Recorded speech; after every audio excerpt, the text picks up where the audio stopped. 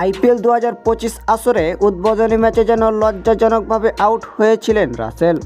দর্শক, আরসিবির বিপক্ষে প্রথমে টস জিতেই ব্যাটিংয়ের সিদ্ধান্ত নিয়েছিল কেকেআর। শুরুতেই যেন 4 রান করে আউট হয়েছিলেন ডিকক। এরপর দলের হয়ে 44 রান করেছিলেন সুনীল নারায়ণ, এমনকি 50 তুলেছিলেন আজিঙ্কিয়া রাহানে। এরপর তেমন যেন ব্যাট হাতে দাঁড়াতে পারেননি কেউ। এদিন কেকেআরের 5 উইকেট হারার পর যেন ক্রিজে আসেন রাসেল। ক্রিজে এসে প্রথম বলটি ডাইভ করেন, এমনকি নিজের দ্বিতীয় বলটি 4 মারেন তিনি। রাসেলের ব্যক্তিগত 3য় নম্বর বলটিতে কুনাল পান্ডিয়ার বলে স্টাম্প বোল্ড হয়ে ক্যাভিলিয়নের পথ ধরেন তিনি। অন্যদিকে কেকেআর নির্ধারিত 20 ওভার ব্যাটিং করেই 174 রান করেন 8 উইকেটের বিনিময়ে। জবাবে আরসিবি ব্যাটিং করতে নেমে 7 উইকেট হাতে রেখেই যেন ম্যাচ জয় পায়। বন্ধুরা, ভিডিওটি ভালো লাগলে একটা লাইক দিবেন, যারা আমাদের চ্যানেল নতুন অবশ্যই সবাই চ্যানেলটি সাবস্ক্রাইব করে দিবেন।